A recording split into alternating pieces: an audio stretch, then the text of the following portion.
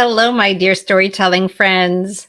Mary Rose here, and I'm so glad to see so many of you here saying hi in the comments. If you're watching on Facebook, you know what to do. Go to streamyard.com/Facebook, get permission to show your name. So this way, when you leave a comment, I know exactly who's here, which I really love to do. And before we get started, I just want to give anyone who's watching either live or on the replay an invitation to get on the mailing list at www.pathofthestoryteller.com. This is how we can really get to know each other. Path of the Storyteller is where I do my teaching and mentoring. We've got some new offerings coming up and the enrollment for the fall Path of the Storyteller program. So you can learn more about that at the website. Hello, everyone. So good to see you. I'm going to say a special hi to those of you who have said a special hi to me. Erin is here in New York City. Hillary's here in the UK. Love it. Geography and Wisconsin. Love it. Terry's here. Hello. So nice to see you here. Terry's on the West Coast of this, I know. Nancy's here. Kay is here. Sarah's here. Oh my goodness, we've got such a nice crowd.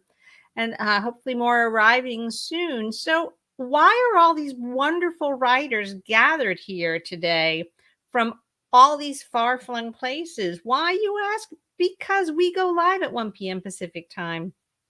I'm Mary Rose Wood, and we gather together to spend a little time. Usually it's close to an hour. Sometimes we go over, sometimes we go under, to talk live interactively about story structure, writing craft, and the mindset of the working, thriving writer. And who am I to lead this discussion? Well, I'm Mary Rose Wood. I've been a writer for a long time. I've done writing in a lot of different forms. I've been sort of pondering that lately. I started my career in the theater. I started out writing plays, screenplays, musical theater. I've been a novelist for a couple of decades now. I have 14 novels published with Big Five publishers, and I'm best known for my middle grade fiction, including my most recent book, which is called Alice's Farm, A Rabbit's Tale. But I also am the founder of Path of the Storyteller, and this is really what brings us together here, because Path of the Storyteller offers training and community. Some of the folks who come here are actually Path of the Storyteller members. They're already part of that community. Some of them come just to hang out and have fun at the live streams and get some free training on this YouTube channel, which I love. You're welcome to do so. And I know some of you are eager to get started in the Path of the Storyteller program in the fall. So that's who's here. If you're live, I love it. If you're watching the replay, maybe you want to join our happy band of writers. Writers need community. Writers need a lot of things. One of the things writers need is self-knowledge. And that is our topic today. Self-knowledge. Now, when you read a book, you might think, boy, this writer knows a lot about medieval Spain, right? If that's the setting. Or how did this writer find so much out about what it's like to be in prison? Like sometimes we're really dazzled by the amount of knowledge, the erudition, the obvious research and care that has gone into creating a fictional world. And so we think writers must know a lot. And writers need to discover what they need to discover in order to write their books, certainly, but they don't necessarily start out as experts on the topic. But the one topic that every writer must make a lifelong practice of being an expert in is themselves. So that is our topic today. What do writers need to know about themselves? What do you, as a writer, need to know about yourself in order to be the best writer you can be? I think this is going to be an interesting discussion. I'm going to structure it just for fun as a top 10 list, a New Year's Eve countdown, working backwards from 10 to 1. I welcome your comments, as always, as I go down this list of the things that I think writers need to know about themselves. Please feel free to add if something prompts an idea in you.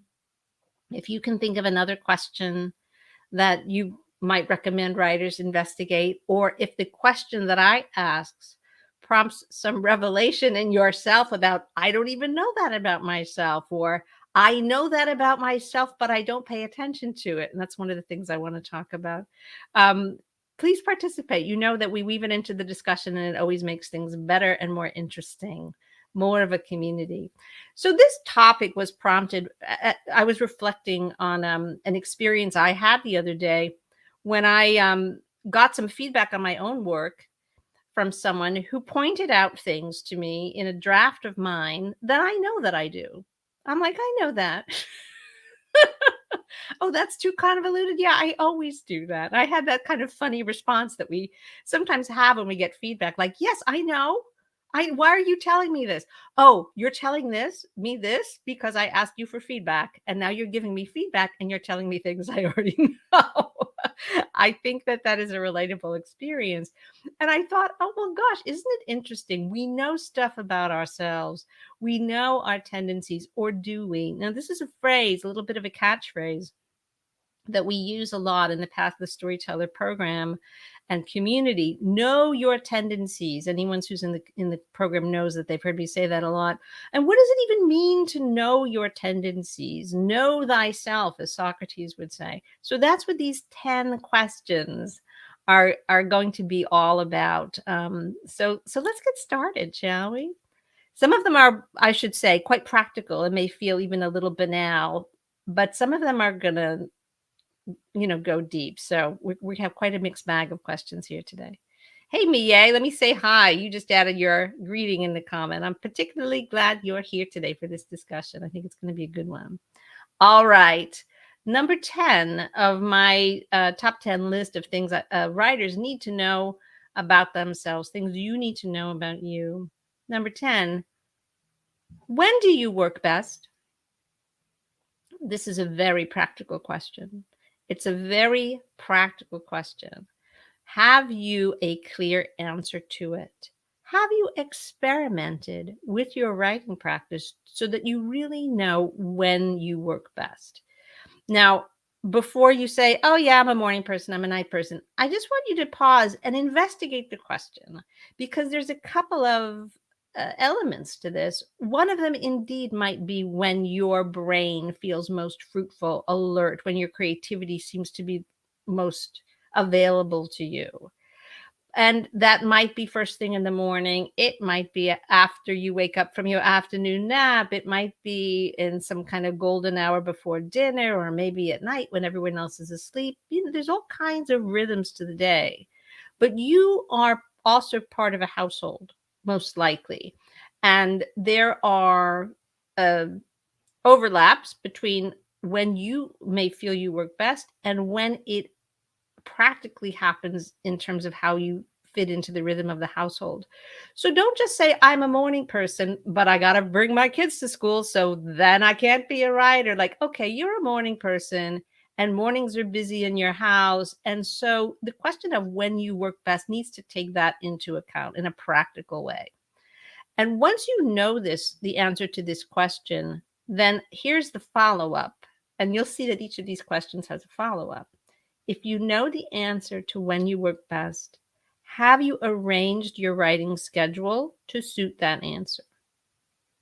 And if the answer is no, what's holding you back? That's kind of a second follow-up. All right, so that's number 10. Pretty practical one, right? When do you work best? But honestly, if we don't take the time to sort that out, it's going to be chaos every day. We're reinventing the wheel every day of when we're actually going to write. So it's practical, but foundational. All right, here's the next question. Number 9 on my top 10 list of things that I think that writers should know about themselves. Are you ready for this one? What's your big excuse? I'm not talking about your little excuse. I'm talking about your big excuse. We all have them. I am a fellow practitioner, and so all of this comes from my own self-observation as well as my long work with many, many, many writers. Writers tend to have a big excuse. Now, I'll give you a few examples. A lot of writers will say, I'm just so busy. It's so hard to make my writing a priority because of the busy. Busy is a big excuse. And these writers will pull busy out of the can, in a heartbeat. It's like, how come you haven't finished your book? You have an idea, but you didn't start things, you haven't worked in a while. What's going on? You're just busy, man. You're just busy. So maybe that's your big excuse. Maybe you are someone who has the big excuse. Oh, and this is a difficult one, my friends, that you just fundamentally worry that you don't have the talent, whatever that means to you, that you think that there's some secret sauce, there's some inborn stuff called talent that is the true indicator of whether someone should spend time writing. And maybe you think consciously or unconsciously that you don't have it. And every time you sit down to work, that becomes your big excuse, whether you articulate it or not. And so, if that's your big excuse, admit it. Think about it. There's another big excuse that I hear a lot from writers, and it's so interesting, right? Because it usually comes from writers who are not yet professionally published. Sometimes it comes from writers who have not ever finished a draft of anything. And they will say, well, the industry is so difficult. Agents are all out for money and the publishers don't want to hear new voices. And, and they'll just go on about the industry. And that's their big excuse. Or they may even go so far to say, as I love to write and I'd like to write, but I honestly feel that I just wouldn't want all that attention that being a writer would bring. I'm a private person, and I just don't want to be bothered with all of that attention that my writing will bring to me if I allow myself to do it. Now, I'm chuckling a bit, right? And I chuckle with love always, because I think it's adorable, right? Like someone who can't bring themselves to start a book or finish a draft or revise what they did is worried that they're going to be overwhelmed with inquiries from the press or have to give embarrassing speeches at award ceremonies when their talent is recognized. And so that becomes their big excuse. It's the cutest of them all. There may be others, but I would say a certain amount of negativity about the industry is very common. It's very common. It's what I would consider a big excuse that's a little a projection, right? It's a little blaming of others. Whereas the other versions, that I'm so busy, is a little self-aggrandizing, perhaps. My time is very, very valuable. Everyone needs me. If I stopped spinning all the plates, the world would come to an end, right? And then the big excuse that I don't have the stuff is like a little self-deprecating, sort of self-shaming, right? And so your big excuse could be grounded in a lot of different mechanisms in your own psychology. And it's quite likely that you might resonate at different times with all of these types of excuses. But I really do understand, right, that we all tend to come up with something that just becomes like a little hurdle between us and the work. And if you find yourself saying any of these things regularly, I want you to really think about it. Really examine whose fault it is, right? That writing is something you're not prioritizing or that you're not getting to. Just what's your big excuse? You may have a completely different one. Sometimes, for example, people have accomplished family members in a similar field and they don't want to compete with someone in the family structure, right? Like that's something that I've seen happen. So there's as many big excuses as there are people who want to do creative work. But I feel that this is something that writers should investigate about themselves. So that's number 9. Hey, Katie is here. And so number 10 and number 9. So Katie, our first one was, when do you work best? And 9 is, what's your big excuse? Oh, are you trying to find out my answer? Oh, well, maybe we'll get to that at the end. Let me focus on you guys first. That's really funny. Here's number 8 on my top 10 list of things that I think writers should know about themselves. Who's your reader? Now, I know before you say that that's not really a question about me, that's about my reader. But aha, let's dig a little deeper.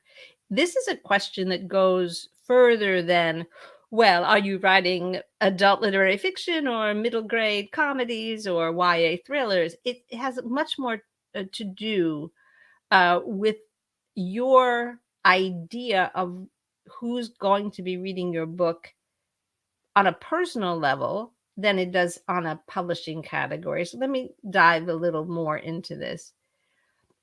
Some writers, if I say who's your reader, they will actually really draw a blank, not because they've never thought about their publishing category. I mean, obviously they haven't, and that's a practical problem, but because the idea of having readers is not really something they've devoted that much time to. They're so concerned with their impulse to write, the ideas that they have, and whether or not it's going well. And if it's not going well, why not? And whose fault is it? And what's their big excuse? And maybe I'm, not managing my time properly, all this other stuff, that they just never remember that the whole point of doing this is to have people read it. They just haven't connected with the idea that there's a reader for what they're doing. And so when I say I want you to all think about who's your reader, it's somebody who loves the kind of book that you want to write. That's the answer, right? I mean, that is the answer that you need to seek. But who is that person? Like, your writing and creating art fundamentally is both an act of self-expression and an act of connection. And if you haven't given as much thought to your desire for connection as your desire for self-expression, this is a question about yourself that I want you to give more energy toward. There's a footnote to this one, which is that I often hear from writers about working on a project and then not wanting to upset someone in the family, a friend, a hometown, a religious background. Like, there's something that they're working with in the book that has the potential to be upset by what they're writing, or so they imagine. And this imaginary reader is already mad about it. They haven't even written the book yet. And this imaginary reader's already giving them a hard time. It's very easy to create these kinds of roadblocks within ourselves, right? So that is another aspect of why thinking about who your reader is and isn't is a very valuable exploration for you to undertake. Your ideal reader is not that person from 30 years ago who might even be dead now, who might, in your fevered imagination, recognize some element of themselves in a character that's unattractive and call you from the great beyond and give you a hard time about it. Like, that's not your reader. So you need to clean up that mess. If you've got some confusion about who you're writing for, clean up that mess. All right. Here in my notes, I put it better, actually. If you are imagining that you don't have readers, or that the readers you do have are shaming or judgmental, then you need to work on coming up with a better answer to the question of who's your reader. Wonderful. Now, number 7 on my top 10 list of things that I want writers to know about themselves, questions I really want you to ask and investigate, is a familiar one to my Path of the Storyteller crew, because it definitely has to do with knowing your tendencies. And here's question number 7. Do you tend to overwrite or underwrite? Are you an overwriter or an underwriter? Now, anybody who's really thought about it probably has a sense, but honestly, some of you might not know. So let me go a little bit into what I mean by these two words. Now, an overwriter, and I'm really talking about drafting now, because when we sit down to work, we're just drafting, all of us, no matter what our tendency is. What do overwriters do? What are the symptoms of the overwriter? They just add too much stuff. They do a lot of exploratory work, and they do it in their drafts, and they put it on the page, and then they call it writing, but it isn't quite, is it? It's exploratory work. So they might add a lot of backstory. They might love to write description. They might have the impulse to write scene after scene after scene. Like they get an idea for their characters to do something. It doesn't really have to do with the plot or the story, but they just write it because they got an idea, and who doesn't love an idea? So they write stuff that doesn't move the story forward. They might really get hooked on writing dialogue scenes, right? So they might go pages and pages of dialogue. They might set their characters talking and just let them chat.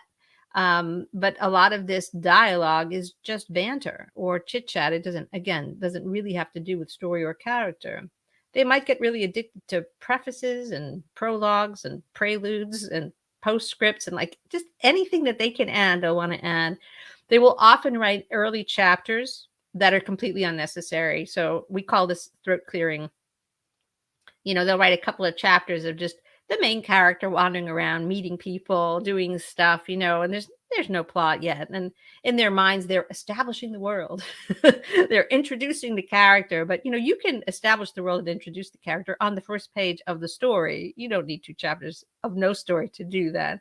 So these are all the very common, traits of the overwriter. They start too early and they end too late. They give everything like a play-by-play description when it's not important. So they don't know what's important and what's not important. So if you're an overwriter in your drafts, like count your blessings, thank your lucky stars, because look at all that material that you have, right?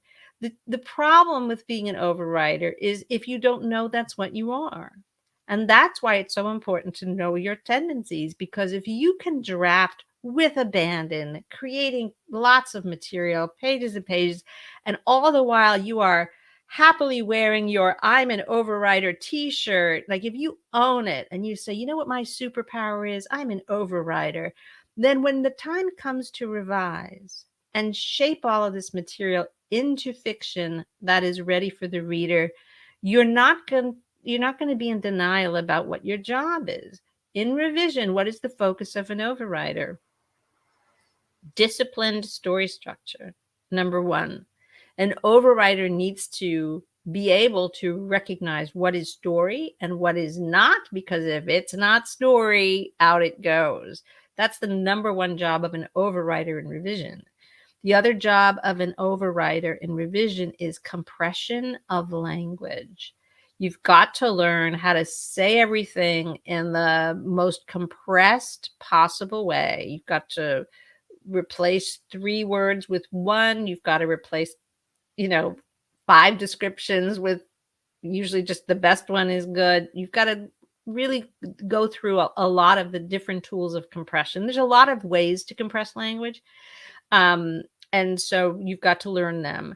So that's it. So that's the job if in revision, if you are an overwriter, but you need to know that you're an overwriter. Now, if you're an underwriter, underwriters tend to work in a more cerebral way. An overwriter is often driven by a lot of feeling and imagination, flights of fancy, and maybe a real sense of that the characters are alive and are kind of talking and doing and inventing things, and I'm just kind of taking it down. An overwriter often tends to be a little bit more from the head, and so often what happens in an underwriter's first drafts is that they haven't deeply explored the characters. There may not be very much inner life of characters at all. It may be pretty spare. They're quite focused on what happens, right? And so they take it down. They sort of put down what happens. And there's a quality in their drafts of feeling like a really good summary of a book, like a detailed treatment of a book, as they say in Hollywood. It kind of takes us on a somewhat at arm's length version of what happens, but it doesn't uh, go deep into the character, and it doesn't often have the amount of description, sensory detail, fully imagined physical life, and above all, that deep emotional journey of transformation of the main character to feel like a book. It's kind of like, this is going to be a book, but right now it's kind of a description of a book. So that is often what an underwriter's first draft feels like. Now, if you recognize that you are an underwriter, I want you to count your blessings. You get to say, yay, I'm an underwriter. I'm wearing my proud shirt that says I'm an underwriter. My superpower is that I deal with the essentials first. I can write a draft without getting distracted by all that language, and I can end up with a draft that's going to give me like a roadmap, kind of like a blueprint from which I am then in revision going to write vivid fiction that really comes to life on the page.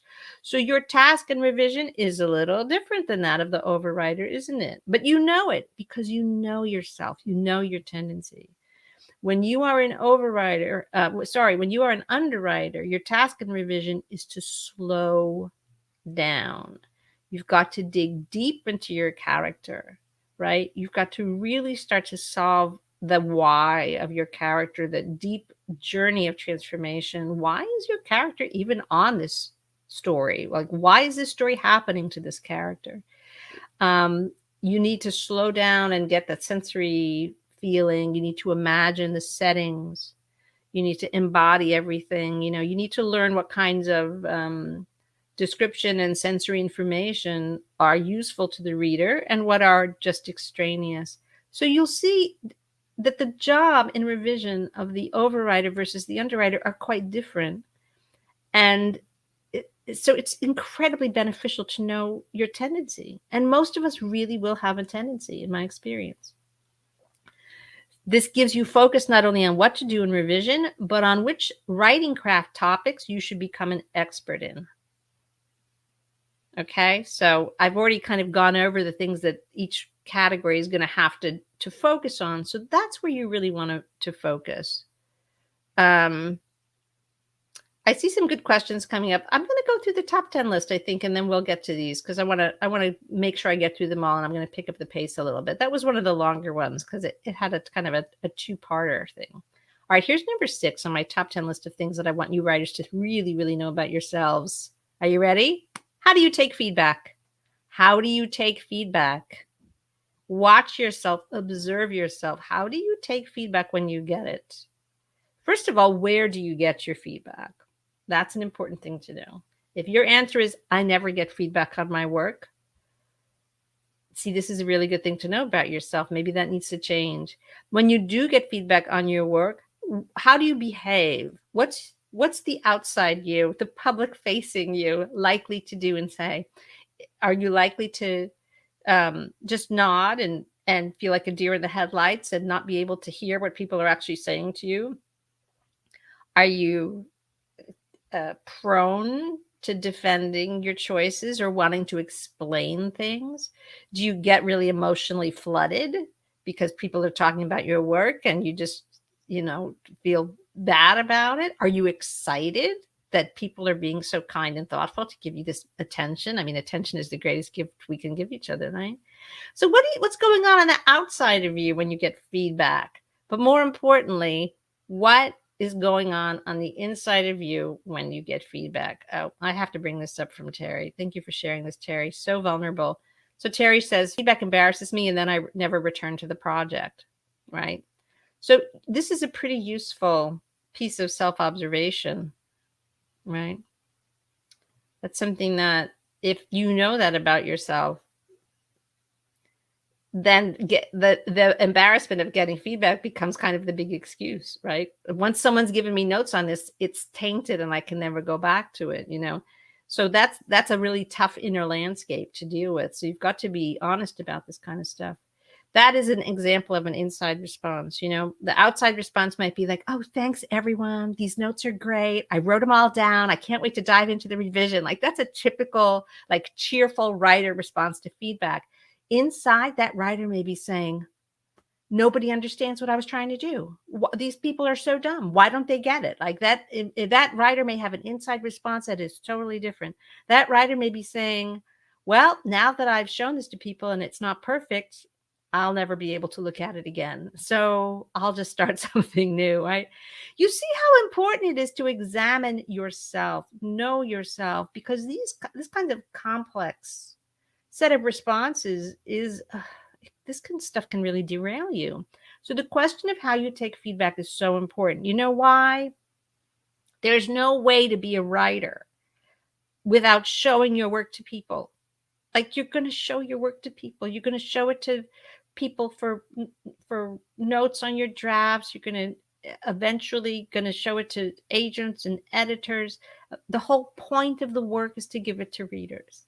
So you gotta grapple with this, and if you need to do some work on yourself based on your answers, let's get that work going. Okay, let's get that work going. Now, I do want to say that useless feedback, is out there. It's possible to get feedback that is just useless, and I encourage people to be discerning about where they go for feedback. Get good feedback that you can trust from people who know what they're talking about. That's my advice. It may be easier said than done, but it is doable. It is doable. That will help you have a more professional reaction to feedback if, in fact, you have the experience of getting the kind of feedback that you can trust and that is truly useful to you. So that was question number 6. All right, now we're in the top 5. And 5 is a big one. Number 5 on my list. Questions I want you to ask yourselves, writers, so that you can know yourselves well. What is your emotional material? Now, what do I mean by that? If you think about it, your favorite writers return to the same themes over and over and over again. They may write about families. They may write about romantic relationships. They may write about complicated friendships. They may write about ambition. They may write about the relationship between humans and nature. There's stuff that they write about that seems like that's what they're really interested in. Like, this isn't something that they've just pulled out of the air. It seems personal. It almost comes to define them. They may write about people who are trying to overcome hard circumstances, right? You can just think about it. Think about the writers you love and see what they write about. Now, they didn't come to these preoccupations randomly. These preoccupations rise out of their psyches, their wounds, their life experience. And guess what? Your preoccupations come from the same place in you. You are not a generic writer. I really want you to hear that. You may read stuff that you love and that inspires you and that makes you have that momentary impulse of like, oh, I wish I could write a book like that. If only I could write a book like that. That's really what I want to do. I want to write a book like that. That one that just inspired me, that I read, that's written by somebody else. It doesn't quite work that way because you're not them. You may have personal material, personal emotional material that resonates. Maybe that's why you choose the favorite writers that you do. But your emotional material is going to come from you, and it involves self-exploration. What do you find working its way into all your stories? Or all your stories end up having somebody getting divorced in them? Do you really like to write from the perspective of a kid who's, struggling to be understood? Do you love to write a love story? Do you really like certain kinds of love stories? Do you love to solve puzzles? Do you like stuff that's really plot driven and has a kind of a dense construction, like you're going to figure out why you like the kinds of stories you like to tell. They may not be exactly like the stories you love to read, right? You're going to have to work with the material that you have. It's like, these are your colors. Here's the canvas. Here's the paintbrushes, and these are the colors you have to work with. You're going to mix them and get new combinations and fresh impulses and fresh stories out of them your whole career long. But chances are there's just stuff that you keep coming back to. So this is what I call your emotional material. All right. If you don't know what your emotional material is, that's fine. In my experience, we often begin as writers being somewhat exploratory and imitative. We get attracted to write the kind of books that make us excited to read, and often they have clues in them to what our emotional material is. But over time, you're going to find that you too gravitate toward the same kinds of things over and over again. This can happen with experience, by the way. And what I will often see is somebody working on a book that is really a kind of an homage to a book that they love, or something that they think they ought to write, or something, quite, in a cerebral way they decided to write. And it just is like pulling teeth. Like, it's really tough and it never quite works. And they get feeling disconnected from it very quickly. And often it's really hard for them to say enough with that book already. And then they start either on the side or as the next thing, something that's really personal, that's like half autobiographical. It just is like, well, I based it on my Aunt Tilly and blah, blah, blah. And it just flows. Like, all of a sudden it's just working. And then they go, wait a minute, why is this so different? It's like, well, because this is honest. Like, this is your book to write. This is a book that you are kind of connected to. The other one was like the baby pictures, that was like your thesis. It was kind of an intellectual exercise. But now you're stirred the pot of the true writer, which is you're working with your own emotional material. And once you find it, here's my advice about this. Once you find your emotional material or start to suspect you know what it is, there is an impulse that writers have to say, oh, I can't write about that. Yes, my parents got divorced when I was a kid. And yes, it was like the formative trauma of my life. So I can't write about that. Like, all of a sudden, because it's personal, it's diminished. It doesn't seem important, or it seems embarrassing. Like, what's wrong with me? That seems all I can write about. It's all I can write about. I just keep going back. Same old, same old, same old. And it becomes a negative judgment. That's your pot of gold, writers. What you're dismissing as, oh, well, I can't write about that because that's what happened to me. What else are you going to write about? What else are you going to write about? So when you start to sniff out what your personal emotional material is, I want you to be grateful and excited, because that's where your gold lies. Double down on it. Don't run away from it. You don't have to write autobiography or memoir, but the feelings, the truth of the feelings of your emotional material are what is going to animate your best work. I'm going to bring up a comment from Nancy. I love this, Nancy. Nancy shares, I was very surprised to learn that the book I'm writing is not the same as the books I love to read. This is a true thing that we have to discover. This is why self-observation and self-exploration is so important, right? Because the books that we love to read, guess what? Somebody already wrote them. That's not our job. They're not our job. We may enjoy them. So that's great. All right. That was number 5. What's your emotional material, right? And when you find it out, you're going to go deeper. You're not going to shy away from it. Number 4 on my top 10 list of what writers really need to know about themselves. When are you most likely to get stuck? You have a pattern. We all do. Some writers say, my hard part, I just can't get started.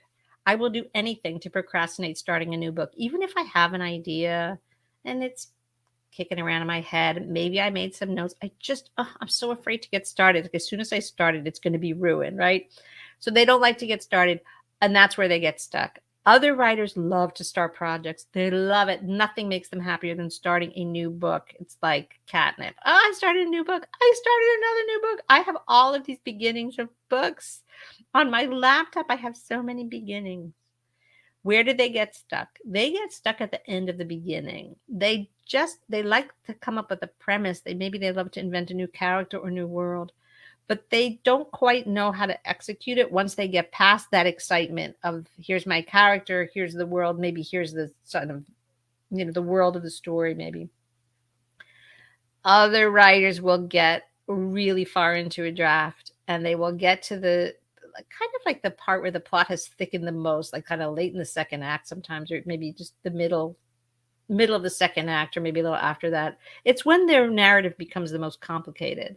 And then they're like, I have no idea what the ending is. I don't know how to end this thing. It's like I am flying the plane, but I do not know how to land it. That is a terrible feeling.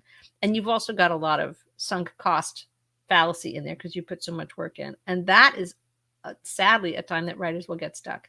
So I want you to look at your pattern of work, whether you have a little bit of experience as a writer or a lot. If you have a little bit of experience, maybe that just tells you that your pattern right now is that you get stuck starting. It may change, right? You may get over that particular hurdle and like, oh, now I'm good at starting things, but now I get stuck in the middle. Or, oh, I'm good at getting into the middle, but now I get stuck at the end. I want you to know this about yourself because it will guide you toward a fix. And the fix, of course, is story structure. You have to, in order to get from to know how to write a beginning, you have to know how to write a beginning. To know how to get from a beginning to a middle, you have to know what a middle is for. Like, what is that? There are answers to these questions, and they're technical answers. What is an ending? Anyway, like, what is an ending? So story structure is going to answer all of these questions, but knowing where you get stuck is going to tell you a lot about what elements of story structure you need to focus on. So that's why this is a very useful question. Now, let's move to number 3 of my top 10 list. What discourages you? We all go through emotional roller coasters about our work. I mean, everybody does. Some days you're going to feel good about it. Some days you're going to be like, why am I even doing this? Some days you're going to, it's going to change. You're not going to feel the same every day about your writing. You know why? Because you don't feel the same every day about your life and about everything else. It's part of that, and so you can't expect it to be just a smooth ride, a smooth train ride, all the way through. But you can start to pay attention to what triggers discouragement in you, what triggers the negativity days or moments. I'll just run through a few options, but this is really going to be personal. It's really going to be personal. All right.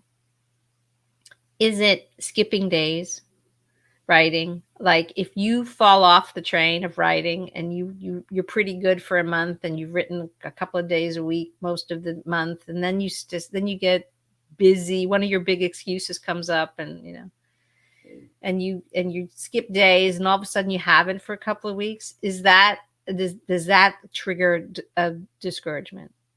I think for a lot of writers that kind of thing does. Here's an easy one. Does social media trigger discouragement? Do you go on social media and read about other people's book deals and agents, and they're posting their pictures of their The End page or bragging about their daily word count? Like, there's a lot of triggering stuff on social media. No matter, this is not just true of writers, no matter what your thing is in life, there's a lot of triggering stuff on social media. Do you find that going through social media, scrolling through all that stuff triggers you? It makes you feel like, ugh, I don't have a picture of a cover to post. I can't put a picture of my The End page yet. I can't brag about my word count. I haven't worked on my book in 2 weeks. Like, oh, you see, it's very easy to take this stuff to heart. Do you start to feel discouraged in your writing when you stop reading, when you lose a commitment to read regularly, to read the kind of books that you love, that make you remember why books are amazing and why reading is so important and why we wanted to do this in the first place? If you're not reading often, it can become a very lonely exercise, and it has an emptiness about it to sit down and write a novel when you haven't read or enjoyed one in 6 months. So that might be something that triggers you. Another thing, of course, that offers many people discouragement is if they surround themselves with negative people. If you surround yourselves with naysayers, it's contagious. It's sticky. It's so sticky. So those are just a few, just kind of random thoughts about what might create a discouraged feeling in you. But these are questions that only you can answer. This whole talk is about self-observation. So I want you to really pay attention to your moods about your writing. And I want you to be curious about, wait a minute, last week I was feeling pretty good. This week I feel not so good. What happened? What happened? Did I skip time? Have I not been reading? Did somebody say something to me about, oh, you're still working on your book? Or even, so how's your book going? That can be a really rough one. It seems like such an innocuous question, right? But buried inside it is like, oh, and that triggered all kinds of judgment for me about like, oh, well, I don't have anything good to say. Or I saw some post online about someone's book deal or blah, blah, blah. Pay attention. What triggered it? Here's the takeaway from this number 3. Once you get in touch with what discourages you, minimize it. It's like the old joke. The guy goes to the doctor, says, it hurts when I do this. And the doctor says, so don't do that. Minimize what discourages you. You can keep house better about your emotional landscape, your motivational landscape as a writer. You decide what input is beneficial. And speaking of that, let's move to number 2 on my top 10 list. What encourages you? All right, so just like certain things are going to trigger negative feelings, certain things are going to trigger positive feelings about your writing. And I really, really want you to pay attention to that, because that's such a great set of go-to ways to take care of yourself and to get your energy going.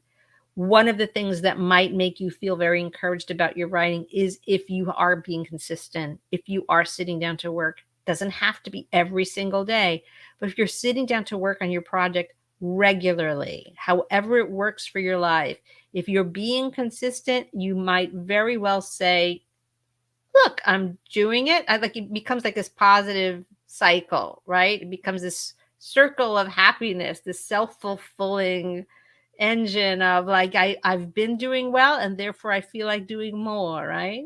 So you may, as a result of your consistency, be making progress. However you measure progress, your draft may be getting longer.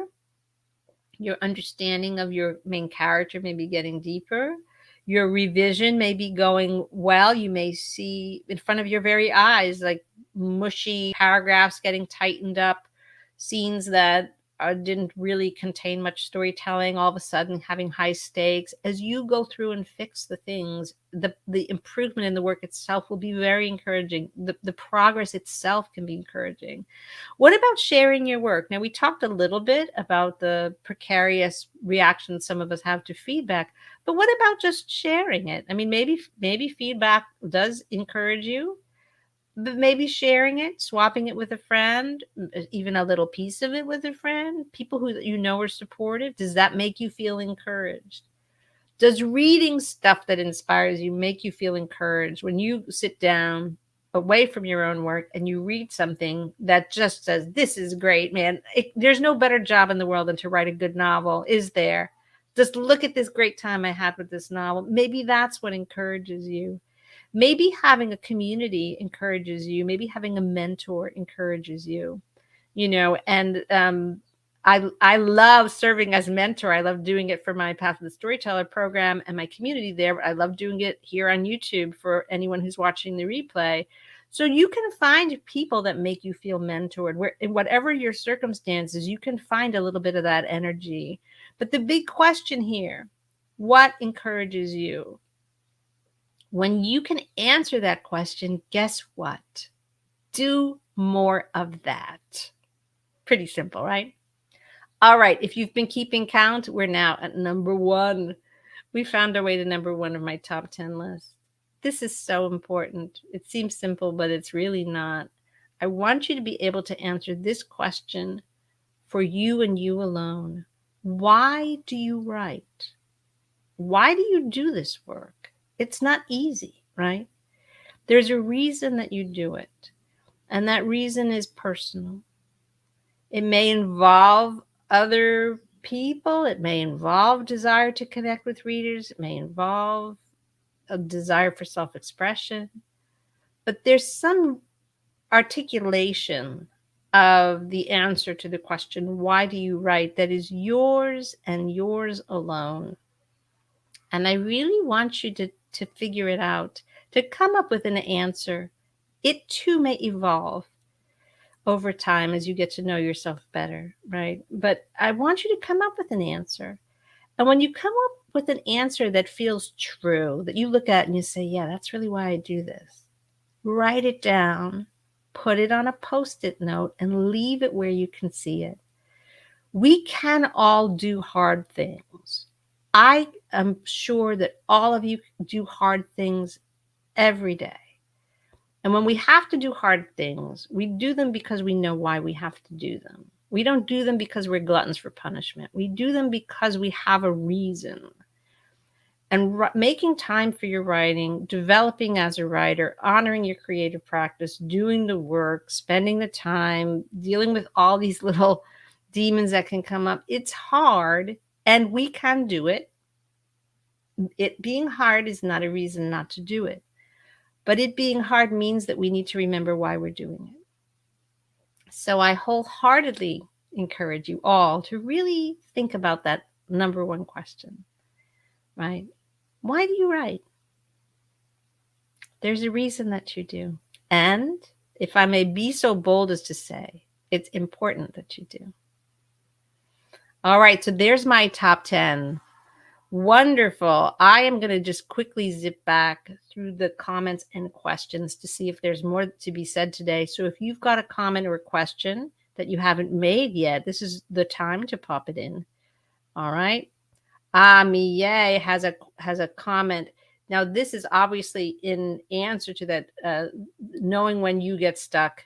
So she's a writer that boxed around 2 or 3 chapters. So that's the end of the beginning, right? That's exactly where that is. So now you have a really good self-awareness that may be figuring out a little bit more about how first acts move into second acts, and what second act structure is all about is going to be a place for you to focus. You know that I've done live streams about all of this stuff. You can just look over the channel and get a little targeted help, right? If we don't know what question we're asking, we don't know what answer to seek, but that's a good one. Hillary's got a couple of really lovely comments here. Let me share this. So this, I think Hillary's sharing in response to how do we respond to feedback? How do we respond to feedback? And she says, I get defensive, wanting to explain what I meant. I'm sure we can all relate to that. But if she writes down her feedback and comes back and experiments with the rewrite, it's usually really productive, right? So when you have that kind of self-awareness that Hillary has in this comment, thank you so much, Hillary, then you know that that initial impulse to explain, isn't it? Yeah, that's what I feel. But it doesn't mean that these notes aren't helpful. It doesn't mean that I shouldn't take them to heart. It doesn't mean that when I revise, I'm not going to really like the improvements that I see. So you know it. And over time, with experience, that defensive posture softens because you've been through it so many times. Self-knowledge is it's so important. Anne has a question. I'm going to share. Let's see if we can give Anne an answer. So this is about knowing who your reader is, right, Anne? And the question is it overly ambitious to consider writing for an obvious reader and also an atypical audience? For example, a middle grade story with a female hero that might also attract boy readers. So that is an answer to the who's your reader question that has a kind of industry savvy about it. I think that's what you mean. The obvious versus atypical. So you have like an A reader and a B reader. I wouldn't say it's overly ambitious, but I would consider, I would consider not getting too hung up on trying to game the system in a way, because you will consider stuff like this when you're, particularly when you think about the commercial elements of a book. Um, and but I wouldn't be too driven by them, because what's going to serve the need of the story is definitely going to be best. It's not wrong to be aware of these concerns, though, Anne. And I'll give you an example from, from my own writing.